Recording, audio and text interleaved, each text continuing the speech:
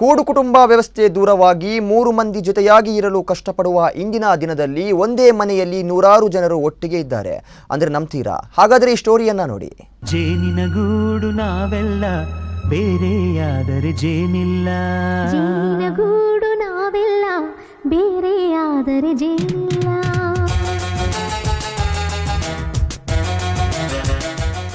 ಬ್ರಹ್ಮವರದ ಅಗ್ರಹಾರ ಉಪ್ಪರಿಗೆ ಮನೆಯ ಶ್ರೀನಪ್ಪ ಶೆಟ್ಟಿ ಮತ್ತು ಲಕ್ಷ್ಮೀ ಶೆಟ್ಟಿ ಅವರದು ಈಗಲೂ ಕೂಡ ಅವಿಭಕ್ತ ಕುಟುಂಬ.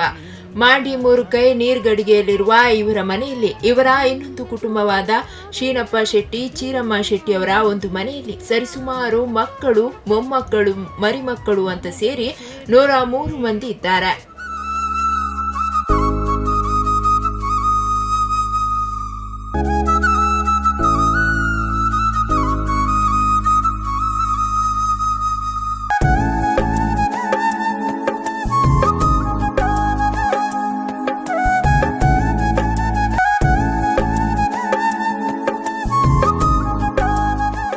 ಹೈನುಗಾರಿಕೆ, 16 ಎಕರೆ ಕೃಷಿ ಇವರ ಬದುಕಿಗೆ ಆಧಾರ. ಕೆಲವರು ಪರ ಊರಿನಲ್ಲಿ ಉದ್ಯೋಗ ವ್ಯವಹಾರದಲ್ಲಿದ್ರು. ಮನೆಯಲ್ಲಿ ಈ ಬಾರಿ ಲಕ್ಷ್ಮೀ ಶೆಟ್ಟಿ ಅವರ 95ನೇ ವರ್ಷದ ಕಾರ್ಯಕ್ರಮಕ್ಕೆ ಎಲ್ಲರೂ ಬಂದು ಆಶೀರ್ವಾದ ಪಡೆದಿದ್ದಾರೆ.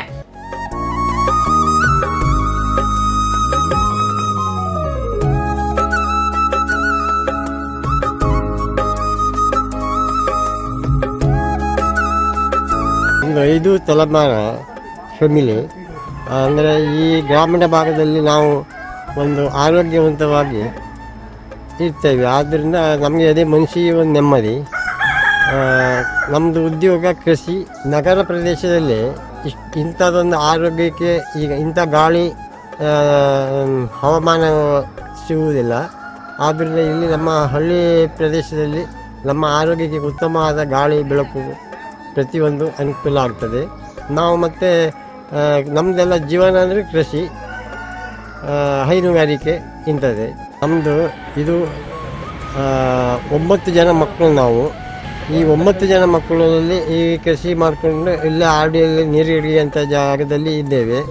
ಮತ್ತು ನಾವು ಎಲ್ಲ ಹೊರಗಡೆ ಒಬ್ಬೊಬ್ಬರು ನನ್ನ ಕಡೆ ಬಿಸ್ನೆಸ್ಸಿಗೆಲ್ಲ ಹೋಗ್ತಾ ಇರ್ತಾರೆ. ಈಗ ಒಂದು ದಿವಸ ಹುಟ್ಟಿ ಆದರೂ ನಮ್ಮ ಮನೆಯಲ್ಲಿ 100 ಜನ ನಾವು ಒಂದೇ ಕುಟುಂಬದಲ್ಲಿ ಇರ್ತೇವೆ. ಅದೇ ನಮಗೆ ನೆಮ್ಮದಿ, ಸಂತೋಷದ ಸಂಗತಿ.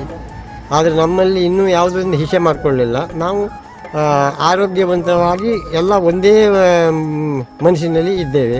ಲಕ್ಷ್ಮೀ ಶೆಟ್ಟಿಯವರ ಕುಟುಂಬದಲ್ಲಿ ಅವರ ಮಗ ಸಂಜೀವ ಶೆಟ್ಟಿ, ಅವರ ಮಗಳು ಜ್ಯೋತಿ, ಪವಿತ್ರ, ಪ್ರಿಯಾಂಕಾ 5 ತಲೆಮಾರು ಮತ್ತು ಚೀರಮ್ಮ ಶೆಟ್ಟಿ, ರಾಜೀವ್ ಶೆಟ್ಟಿ ಅವರಲ್ಲಿ ಕೂಡ 5 ತಲೆಮಾರು ಜೊತೆಯಾಗಿ ಇರುವುದು ವಿಶೇಷ.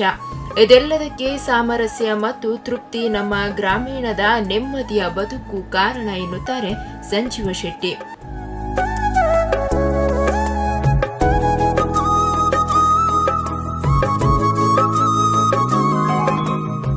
ಶಿವರಾಮ್ ಆಚಾರ್ಯ ಬ್ರಹ್ಮಾವರ, ಸ್ಪಂದನ ನ್ಯೂಸ್ ಬ್ರಹ್ಮಾವರ.